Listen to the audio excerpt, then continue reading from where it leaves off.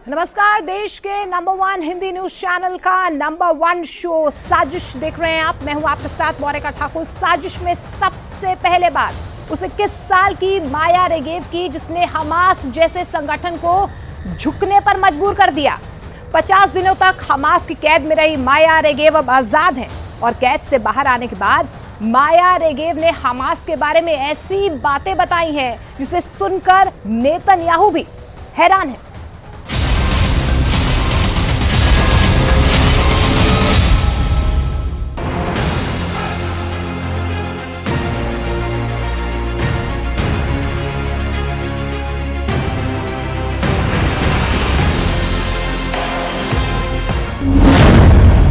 इक्कीस साल की बंधक माया रेगेव का वीडियो।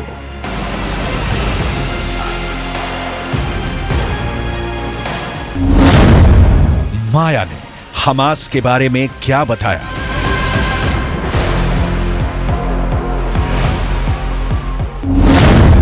हमास ने माया के साथ कैसा सलूक किया?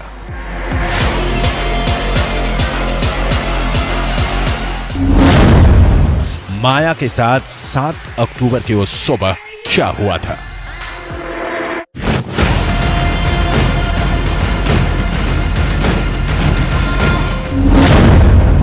माया को हमास ने कैसे किया था अगवा?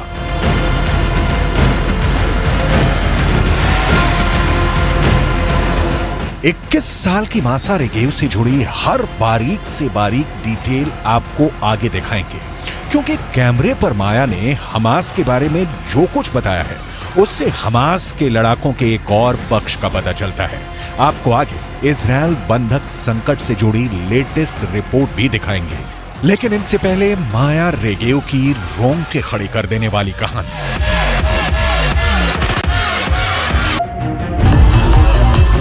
माया रेगेव सही सलामत थी जब म्यूजिक फेस्टिवल में थी,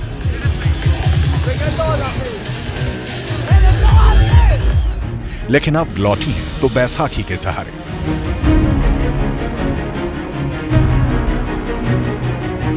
बंधकों को वापस ला रही वैन में बैठने से पहले माया रेगेव का यह वीडियो देखिए, जो हमास की उन सारे कायदों की धज्जियां उड़ाता है जिसमें कहा गया है कि बंधक बिल्कुल सुरक्षित लौटेंगे।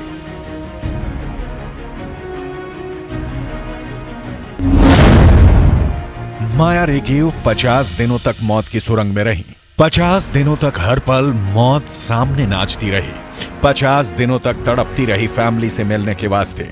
50 दिनों तक बहते रहे माया रेगेव की आंखों से अनवरत आंसू।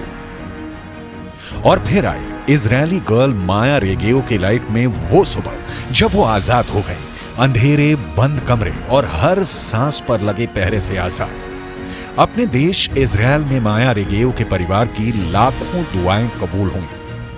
अपनी बेटी के लिए तड़पती मां के कलेजे की प्यास बुझी। माया रेगेव को हमास ने 50 दिनों बाद रिलीज कर दिया।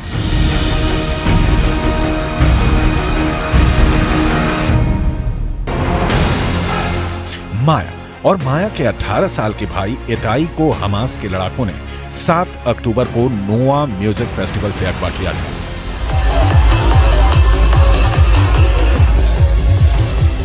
उस वक्त फेस्टिवल के बीच खुद को बचाने की कोशिश में भाग रही माया ने अपने पिता इतान रेगेव को फोन भी किया था। उनके पिता ने बेटी की वो कॉल रिकॉर्ड कर ली थी। वो लगातार उससे अपनी लोकेशन भेजने को कह रहे थे, लेकिन इतने में फोन कट गया। इसके बाद माया के पिता लगातार गाजा की सीमा के पास मौजूद अस्पतालों में अपने दोनों बच्चों को खोजते रहे। उन्हें कोई सुराग नहीं मिला। कुछ देर बाद ईलान को सोशल मीडिया पर एक वीडियो मिला। इसमें एक ट्रक के पीछे हमास लड़ाकों ने उनके बेटे इताई को बांध रखा था। फोन कॉल के वक्त माया लगातार कह रही थी, वो लोग मुझे मार रहे हैं, उन्होंने मुझे गोली मारी है, हम मर जाएंगे, मैं कार में छिपी हुई हूं, वो हम पर गोली चला रहे हैं। היא צועקת לי בעמוק, בהיסטריה, אבא, תבוא, יורים עליי, אבא, יורים עליי, אני מתה.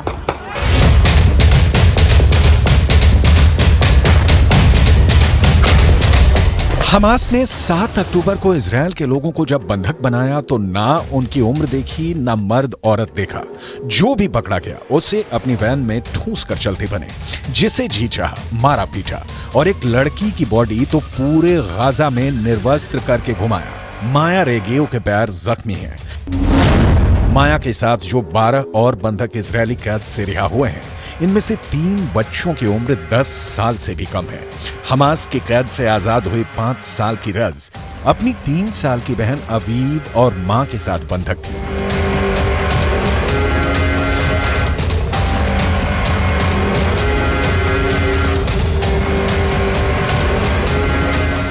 इजरायल हमास के बीच जो समझौता हुआ है उसके मुताबिक यह सीज फायर सिर्फ 4 दिनों के लिए ही रहेगा। सुबह 7 बजे से शाम 4 बजे के बीच बंधकों को छोड़ा जाएगा। हर दिन 13 बंधक रिहा किए जाएंगे। इजरायल ने एक बयान जारी कर बताया कि इसके बाद अतिरिक्त 10 बंधकों की रिहाई पर सीज फायर 1 दिन और बढ़ जाएगा। मतलब 5 दिनों में कुल 60 बंधक छोड़ने का सौदा हुआ है।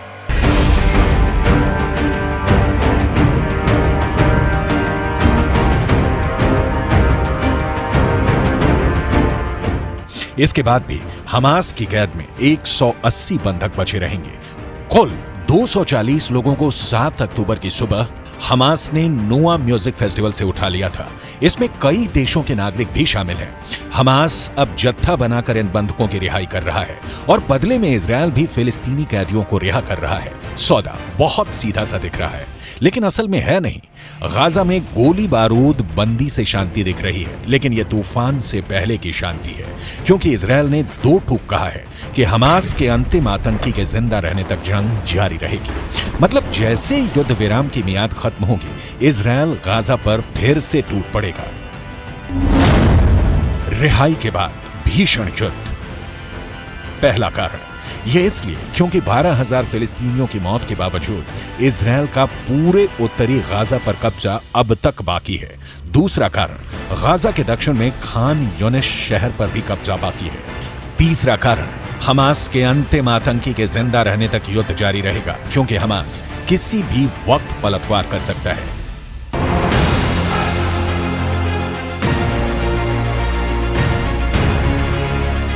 मैसेज लाउड एंड क्लियर है कि संघर्ष विराम के बाद भी इजरायल नहीं रुकेगा।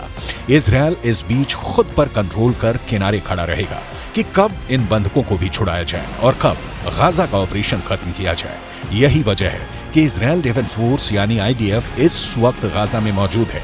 टैंकों की पहरेदारी गाजा से हटाई नहीं गई है, क्योंकि जमीनी हकीकत यह है कि ना तो हमास को इजरायल पर पूरा भरोसा है कि सारे बंधकों को सुरक्षित रिहा करेगा, ना हमास को भरोसा है कि इजरायल सीज फायर का उल्लंघन नहीं करेगा। यानी दोनों सीज फायर में तब तक बंधे हैं जब तक उनकी मांग पूरी होती रहेगी। इजरायल का ताजा बयान है कि सीज फायर के बाद गाजा से लेकर कतर तक हमास के एक आतंकी को चुन चुन कर मारा जाएगा। हमास इजरायल के इस ऐलान को सुन चुका है और हमास भी ये जता चुका है कि उसे भी जब मौका मिलेगा वो इजरायल पर 7 अक्टूबर जैसा क्रूर हमला करेगा। जाहिर है दुश्मनी के बीच सिर्फ सीज फायर आया है, और वो भी बिना भरोसे वाला।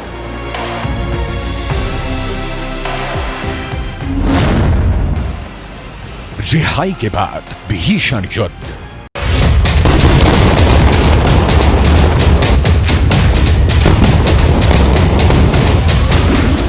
जानकारों का मानना है कि हमास युद्ध विराम के तहत खुद को संगठित कर रहा है।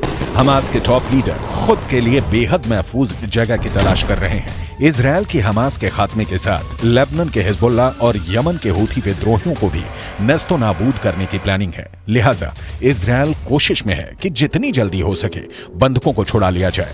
इजरायली विशेषज्ञों का अनुमान है कि जब बंधकों की अदला बदली का काम पूरा हो जाएगा तो गाजा शहर पर नियंत्रण की लड़ाई हफ्ते भर से 10 दिनों तक और चलेगी। पश्चिमी मीडिया में रिपोर्ट छप रही है कि हो सकता है कि सीज फायर के बाद इजरायल का ध्यान गाजा पट्टी के दक्षिणी इलाके की तरफ होगा। इजरायल का मानना है कि याह्या सिनवार और मोहम्मद दईफ जैसे हमास के सीनियर नेता हजारों लड़ाकों के साथ गाजा पट्टी के दक्षिण में कहीं हैं। शायद उनके साथ बड़ी संख्या में इजरायली बंधक भी मौजूद हों।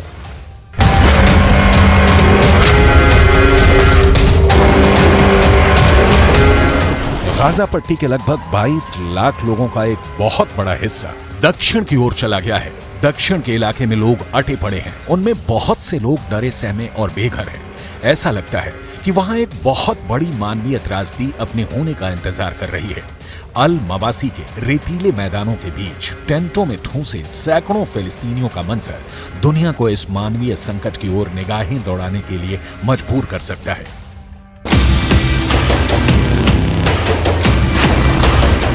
7 अक्टूबर के हमले के बाद गाजा पट्टी से लगभग 17 लाख लोग विस्थापित हो चुके हैं। इनमें से ज्यादातर लोगों ने गाजा पट्टी के दक्षिणी इलाके में पहले से भीड़ भाड़ वाले शिविरों में पनाह ले रखी है। युद्ध विराम की तारीख खत्म होते ही इन लोगों के सिर पर इजरायल की बंदूकें तान दी जाएंगी। इजरायली सेना के प्रवक्ता लेफ्टिनेंट कर्नल रिचर्ड हेच को सुनिए। यह मुश्किल हो सकता है, लेकिन वो लोग जीवित रहेंगे। इजरायल के लिए यह सैन्य जरूरत बन गया है। जिस तरह गाजा शहर के नीचे हमास का नेटवर्क है, ठीक वैसे ही खान यूनुस और रफा में भी हमास के लड़ाके फैले हुए हैं और वहां उन्होंने अपना इंफ्रास्ट्रक्चर बनाया है। इजरायल इस बार हमास से सदा सदा के लिए निपटारा चाहता है और हमास के खिलाफ इजरायल को नेस्तो नाबूद करने के अब तक के बीच आता रहा है बंधक संकट। बंधकों में कई विदेशी होने की वजह से और खुद इजरायल में विरोध प्रदर्शन होने से नेतन्याहू ने हमास से युद्ध विराम तो कर लिया, लेकिन युद्ध तो तभी खत्म होगा जब हमास को मिट्टी में मिला दिया जाए। इंतजार कीजिए सीज फायर को बीत जाने का और इजरायल के हमास के खिलाफ फिर से जोरदार हमले का, क्योंकि ये रुकने वाला नहीं है।